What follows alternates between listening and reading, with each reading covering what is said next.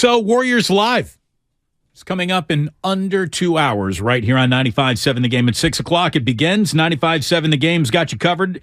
Xfinity. Supercharge your home with supersonic Wi-Fi, unbeatable internet only from Xfinity. Warriors Live, 6 o'clock with our guy John Dickinson, getting you ready for a little Warriors and Washington Wizards. Don't call them the Bullets. No, sir. They're coming into town tonight.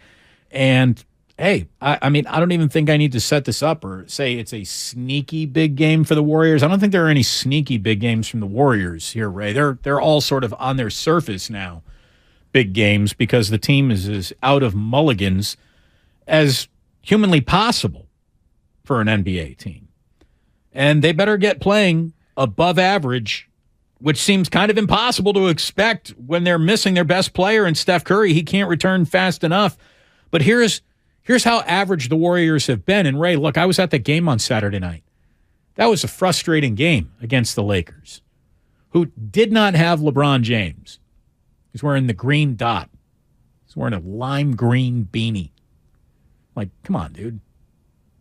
Do you need to have the attention dot on your head? He did. I'll say this, though. Everyone who wants to talk about how LeBron is, not even out there tonight, which means he doesn't care. That dude was as into a basketball game as any fan in the building was. He was all over cheering on the Lakers at every moment that he got. He is invested. But look, Ray, the Warriors, here's all you need to know about how average they are. So they're back to 500, sign of average right there, 28-28 now on the season. They score 118 points per game. Ray, they're allowing 118 points per game. They're 500 in their last 10 games. Their margin of difference is plus 0.1 points. I mean, how much more of a totally level teeter-totter could you possibly be? You are as average as it gets. They were at 1.3-7. They won their next game, and since then, they have neither been 3 games over or 3 games under 500 at any point. So they have aggressively attacked the mean and made it their own. They are in every way a play-in team. And I think at this point, it's almost a fool's errand to expect them to suddenly fix the things that have been ailing them, because they've been ailing them all year. I mean, the only difference between those two teams last night, other than the fact that each team was missing its best player, was the Warriors committed 21 fouls and the Lakers committed 12. And that's not officiating bias. The home team's the one that committed the more fouls. It's because they don't defend the way they used to as a team. They grab more. They try to obstruct more. They don't use their feet. They used to be a remarkable fundamental team. They are not that anymore. As a result, they are entirely dependent on how well they shoot. And that's the only thing that could deliver them to a 6 seed.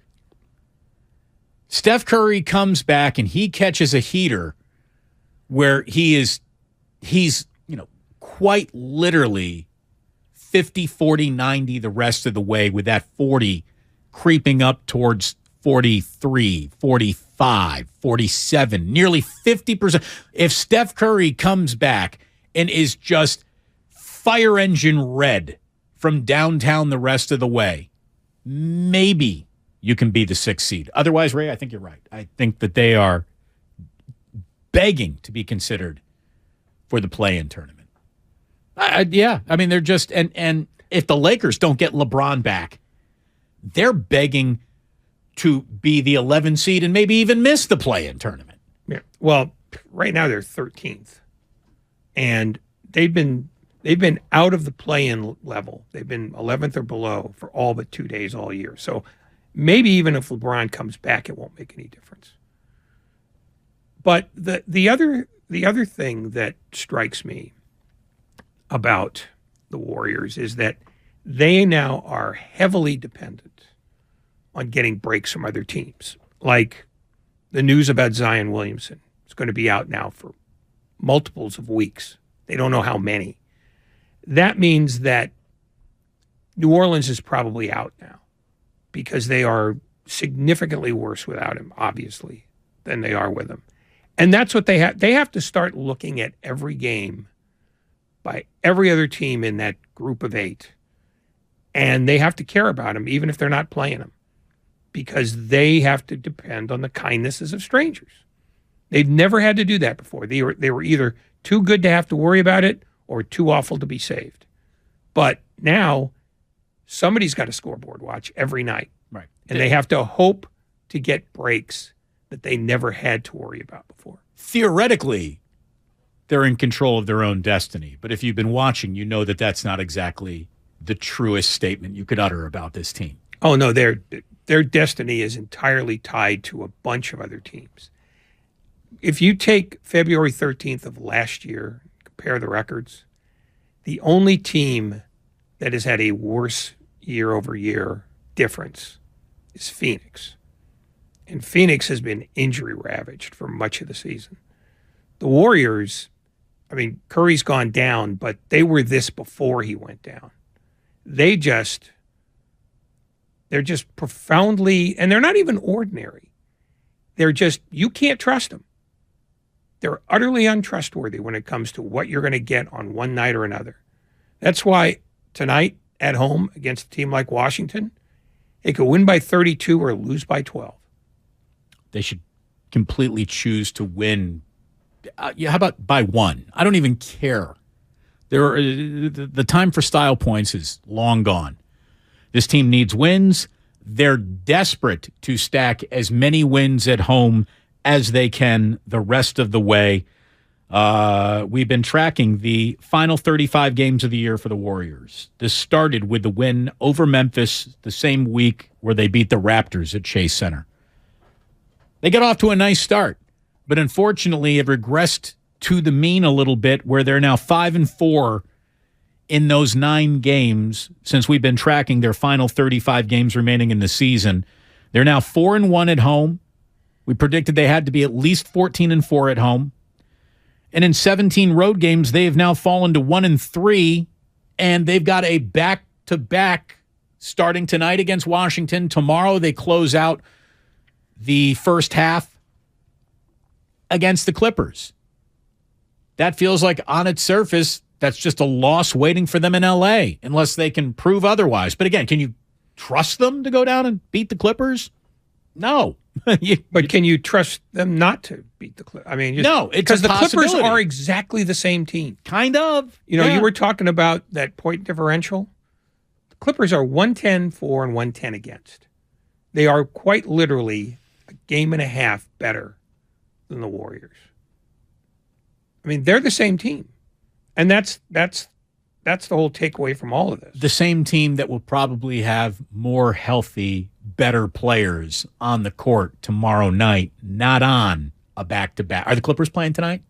They are not. So there you go. Advantage Clipper. You would think. But I guess my point is, with all these teams, there is no advantage. They are literally, you're taking your chances every time any of these teams play. You have no idea what they're going to do or how they're going to do it. I mean, the Clippers are 31-28, and they're another team that's never had a long, extended, awful stretch or a long and extended, excellent stretch. They're just another run-of-the-mill team like the Warriors, like the Pelicans, like the Timberwolves, like the Thunder, like the Jazz, like the Blazers. Like the entire Western Conference for the most part. Yeah, you lop off Denver and Memphis and Sacramento, and you lop off San Antonio and Houston. Like the frickin' beam. It was a big win for them the other night. Hell yeah, it was. Donald Sterling was asked about it. Here's what he had to say. I mean, come on. Pretty definitive. That was unnecessary. I just, hey, we had a little Clippers there. I found the button. I had to push it before it was all said and done.